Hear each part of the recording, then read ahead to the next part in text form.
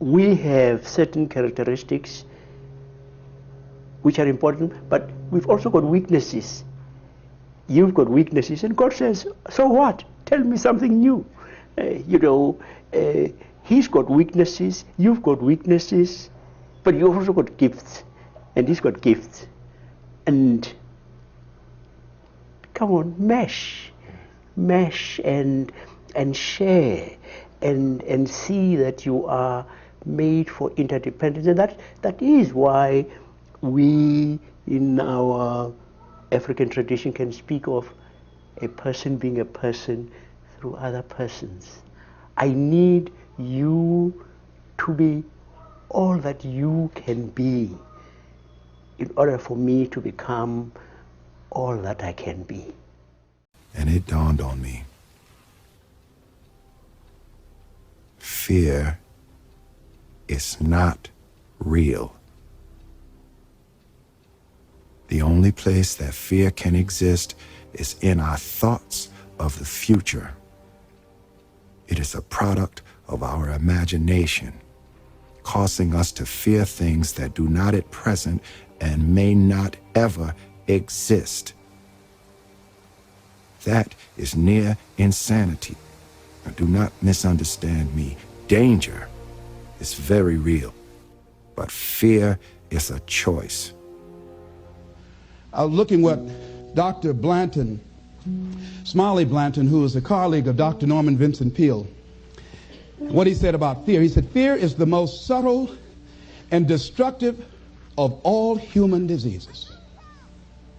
Ladies and gentlemen, fear kills dreams. Fear kills hope. Fear put people in the hospital. Fear can age you. Fear, ladies and gentlemen, can hold you back from doing something that you know within yourself that you're capable of doing, but it will paralyze you. And it seemed like you're in a hypnotic spell. And I ask you a question, what is the benefit? What's the benefit of allowing fear to hold you back? What's the benefit of giving up on yourself, of not stepping out on life and taking life on? What is the benefit for you? What's the plus in that? It's one of the things I had to ask myself. So I didn't want to make any mistakes. I wanted everybody to like me. I wanted to be perfect the first time I did something.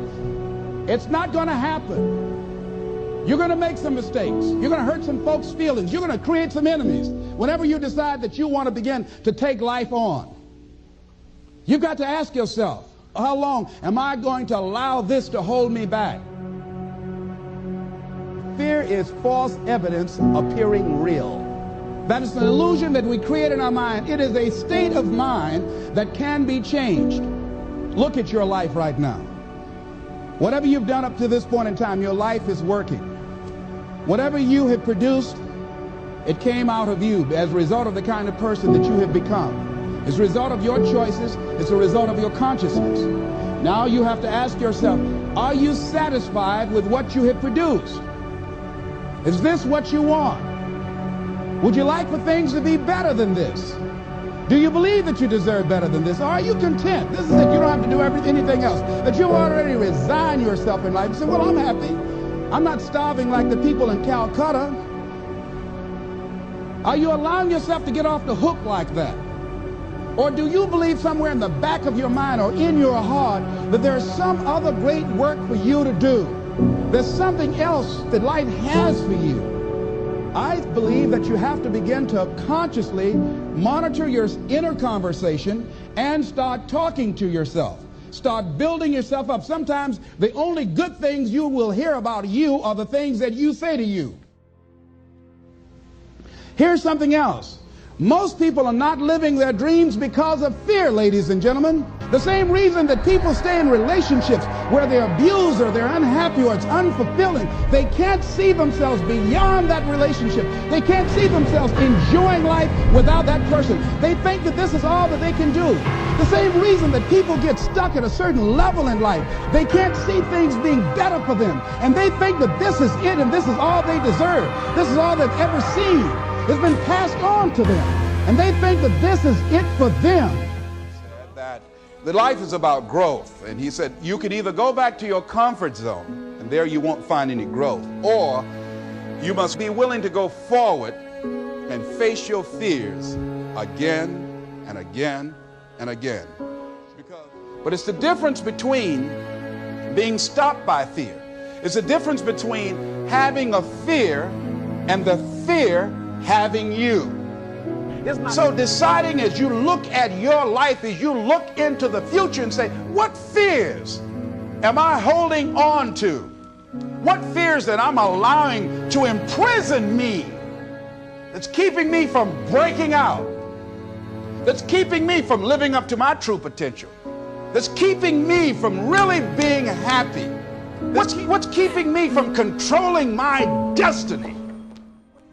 Let me tell you something you already know. The world ain't all sunshine and rainbows.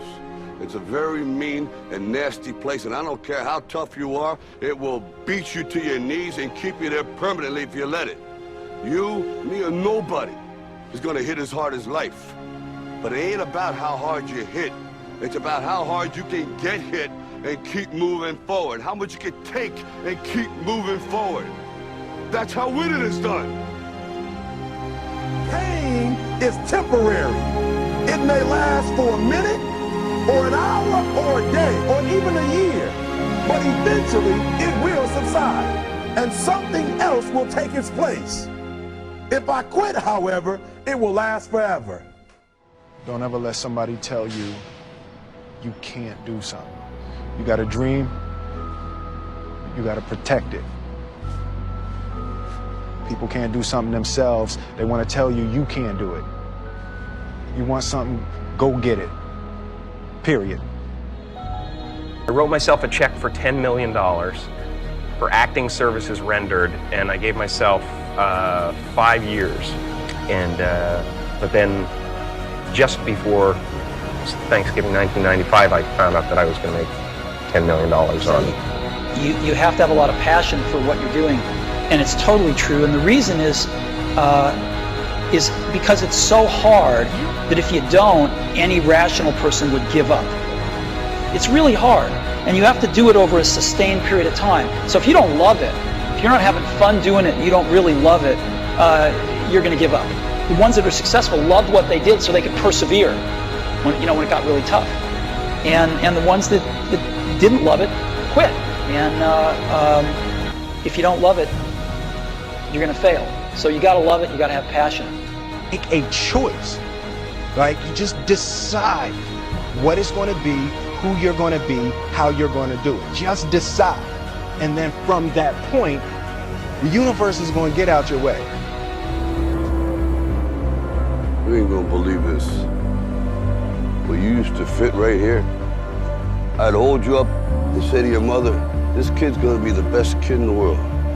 This kid's gonna be somebody better than anybody ever knew. And you grew up good and wonderful. It was great just watching you. Every day was like a privilege. Then the time come for you to be your own man and take on the world, and you did. But somewhere along the line, you changed. You stopped being you. You let people stick a finger in your face and tell you you're no good.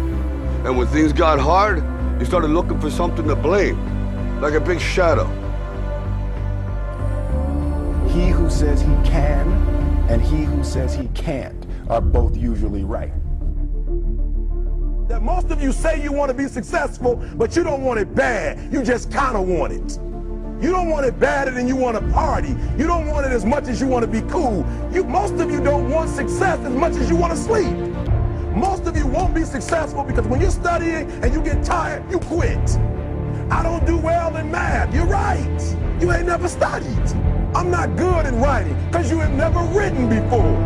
Talent you have naturally. Skill is only developed by hours and hours and hours of beating on your craft.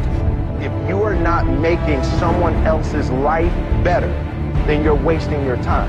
Don't cry to give up, cry to keep going. Don't cry to quit. You already in pain, you already hurt. Get a reward from it. Now if you know what you're worth, now go out and get what you're worth. But you gotta be willing to take the hits and not point fingers saying you ain't where you wanna be because of him or her or anybody. Cowards do that and that ain't you. You're better than that. Because every day is a new day. Every moment is a new moment. So now you got to go out and show them that I'm a different creature. Now! I'm going to show you how great I am. You got a dream, you got to protect it. Our deepest fear is not that we are inadequate.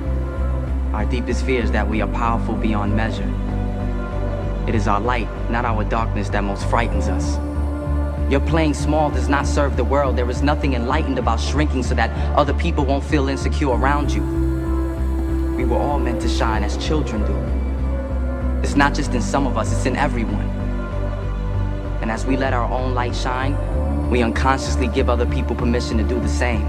As we are liberated from our own fear, our presence automatically liberates others.